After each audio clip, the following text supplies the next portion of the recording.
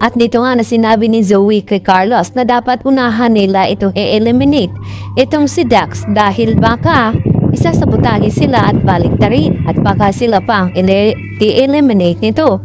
Subalit maya-maya nga ay may tumawag kay Zoe at dito nga nagulat ito na kung paano nakakuha ng cellphone itong si Moira na nasa kulungan nga ito. At dito naman na ipinaliwanag ni Moira na wag na daw isipin kung saan siya nakakuha ng cellphone. At wag na rin daw isipin itong si Dax dahil sa araw na iyon ay hindi na nga ito masisilayan pa. At nagtanong itong si Zoe na ano daw ang balak gawin ni Moira dito nga kay Dax. At dito nga niya na sinabi na may inutusan nga itong si Moira na ipapaligpit na tuluyan itong si Dax at nagulat din naman itong si Carlos sa kanyang mga nalaman.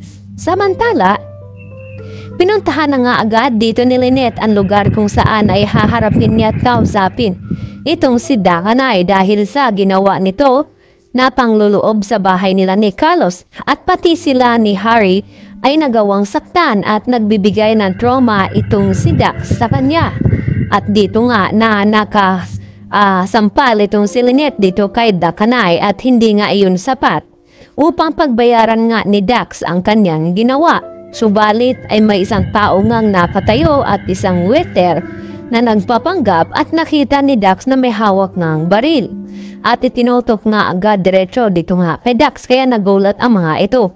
Buti na lamang ay naroon itong si Ananin at may escort naman itong si Dakanay kaya agad na naka-alerto at nakakuha ng mga pulis upang matimbog naman itong lalaki na inutusan ni Moira at ni Nina. At dito nga nahawakan at nahuli nila ito.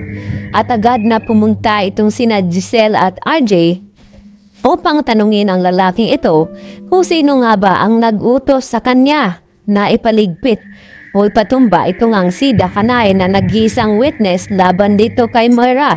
At napilitan naman itong lalaking ito na sabihin na si Moira din at Nina ang nag-utos sa kanya na ipatumba itong kaisa-isang witness nang sa gayon ay wala nang titistigo dito kay Moira sa kanyang kaso at mas mapabilis ang paglaya dito ni Moira. Kaya nabulat itong si Giselle na baka ito na nga ang sinasabi ni Moira na kanyang mga galamay na nasa labas. At dito nga naniniwala itong si RJ na hindi nga ligtas ito si Lynette at Ananin dahil kumikilos pa rin itong si Moira kahit nakakulong. At pati na rin itong si Zoe ay talaga namang sinang-ayunan ang lahat ng plano ng kanyang ina, lalo pa ngayon na narinig ni Justin na sinasabi rin ni Zoe sa lalaking iyon na kaya din daw niyang ipapaligpit itong si Dakanay.